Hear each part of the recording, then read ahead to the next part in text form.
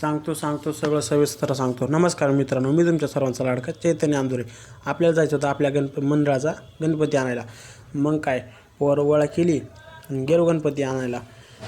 लहान पोरं तर खूप उत्सुक होते गणपती आणण्यासाठी. मग काय थोडंसं पुढे गेलो आणि आपण आपल्या पोहोचलो ठिकाणापाशी. मग तिथं सगळे पोरं आले होते आपल्या मंडळाचे. मग काय गणपती उचलला, आरामशीर गाडीत ठेवला. गणपती गाडीत ठेवत असताना आमच्या अध्यक्षाला खूप टेन्शन आलं होतं, कारण गणपती खूप अशा म्हणजे सेफ्टीने आपल्याला गाडीत ठेवायची होती. मग काय गणपती ठेवला, गाडीतून निघालो. येत असताना आमच्या मंडळातल्या पोरांनी RX आणली. फार मार्केटच जाम केलं होतं. फार RX एवढी पिळली की सांगूच नका. सगळं नृत्य बघून अध्यक्ष आमचा म्हणला आता पोरं काय तर करतील, फटकन जातून पोरांना अडवतो.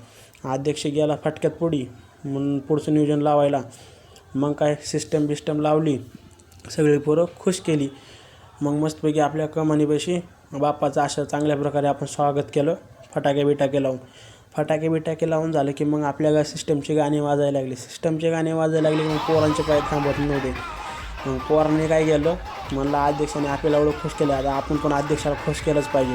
मग काय अध्यक्षाला खांद्यावर उचलून घेतला पोरांनी.